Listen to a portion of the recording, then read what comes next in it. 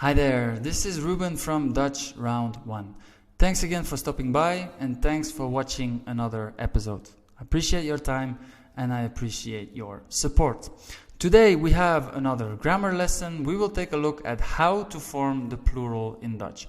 We'll take a look at the basic plural forms and we'll take a look at some exceptions. But before we do that, remember to give it a like. Subscribe to the channel if you want more content and let me know in the comments if this lesson was useful for you. But without much further ado, let's go straight for the plural. Okay, so first a little introduction. So during this lesson, we will take a look at the different ways to put a word in the plural form in Dutch. So we'll take a look at the basic one, the plural plus en, the plural plus apostrophe s, the plural plus s, and then also some exceptions. Now, the first one is the plural plus en. It's the most basic plural in the Dutch language and it should be your go-to plural formula if there are no other grammatical rules, right? So, an example is, if we look at the words in the singular, boek, rots, boom, baan, and pil. Book is a book, rots is a rock, boom is a tree, baan can be a job, and pil is a pill.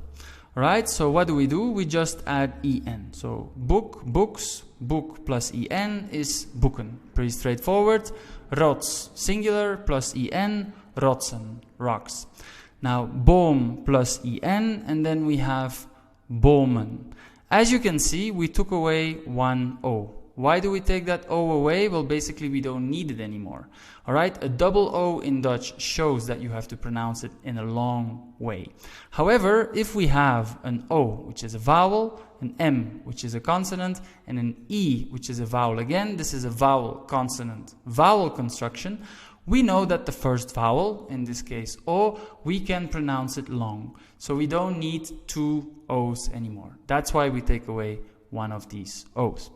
Baan, it's exactly the same. So we have baan, which is a job.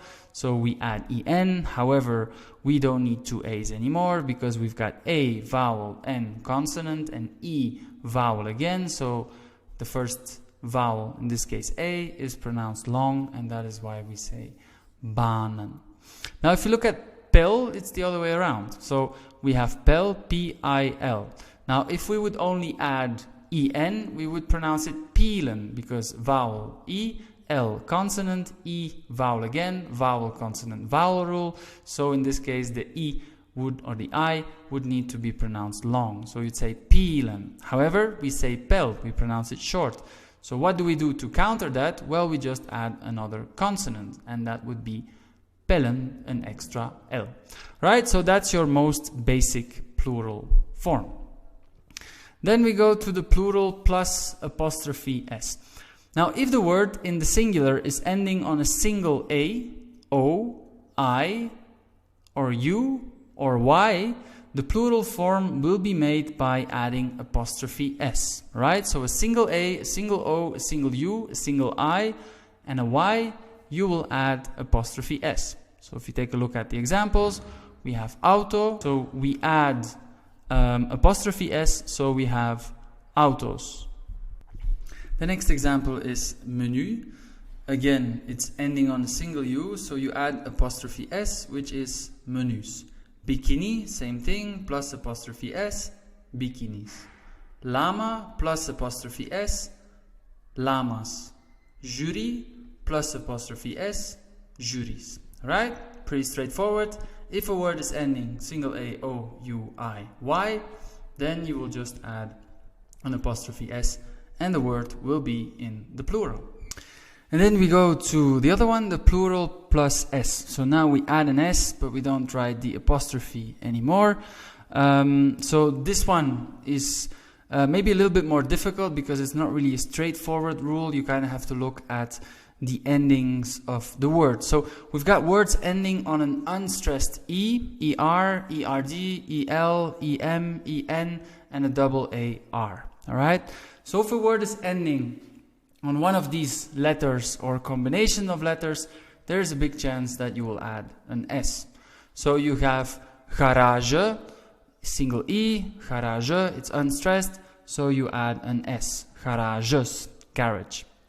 Bakker, baker, again ER, unstressed, you add an S. Bakkers, bakers. Engert, engert is a creep, so you add another S because it's ending on the ERD combination. So you have engert. Engert, which means creep, so it's singular, it's ending on ERD, so you add an S. Engerts. Okay, then we have lepel, EL, it's unstressed, you say lepel, you add an S. Lepels, spoons. However, listen to my pronunciation, lepel, unstressed. However, we say toestel, right? Toestel. Now in toestellen, which is devices, the last EL is stressed. So then we will add EN. So be careful, it has to be unstressed. Then we have bezem, which is broom, same thing, we add an S. We have deken, which is a sheet, a bed sheet, we add an S, dekens. We have leraar, we can say leraars, or we can also say leraren. Both of them are correct. Leraar is teacher. And we shall continue with the plural plus S. Diminutives. So what is a diminutive? Basically, if we make a word smaller, just like huis, house, and we want to say a small house, so we say huisje. Now in Dutch, we show that by adding JE, TJE, KJE, or PJE to the word. So je, tje, kje, and pje, right? Now if the word is ending on a diminutive, we will also add an S. So huisje, small house, eitje, small egg, koninkje, small king, and bloempje, small flower. All of them, we give them an extra S. Huisjes, eitjes, koninkjes, and bloempjes. Right? Another plural plus S. Now, the next one is basically when we have words which are loan words from other languages. So words we got from French, from English, from German, from Spanish, from Russian, Chinese, and so on. So basically, étalage, so this word we got from French, café, which we also got from French, and then étalage would be like a shopping window, and a café is like a bar. Bureau, also coming from French, which is an office desk, or can be an office. And then we also have an essay, which we got from English, which also means essay in Dutch. So these words coming from other languages, no problem, we just add an S. Étalages, cafés, bureaus, and essays. We do pronounce the S, so quite important. Alright, so these were the basic plurals, plus EN, plus apostrophe S, and plus a single S. Now we'll take a look at some exceptions. Now the first ones, unfortunately, you kind of have to know them by heart. So if you look at stad, which is city, the plural is steden, alright? So that A becomes an E. So city, cities. Kind, which is child, kinderen. So instead of adding EN, we add EREN. Same thing with blad, which is a leaf. A leaf can also be a page. Blad, bladeren, leaves or pages. Ei, which is an egg, now we want to say eggs. Eieren, kalf, which is a calf. Which is kalveren, and then lied, which is a song, liederen. So unfortunately, there's not really a fixed rule for these ones. You just kind of have to know them by heart. Then we go to the next ones, and the next ones are words which are derived from Latin. All right, so museum, which is coming from Latin, means exactly the same thing in English. Now in Dutch, you can change the UM for an A, so you say musea. And that way you put them in the plural, right? However, you can also write museums. Now, what is the difference between both? Musea is a little bit more academic. It's a little bit more fancy Dutch. Museums would be a normal, less academic plural. But you can choose. You can mix and match them however you want.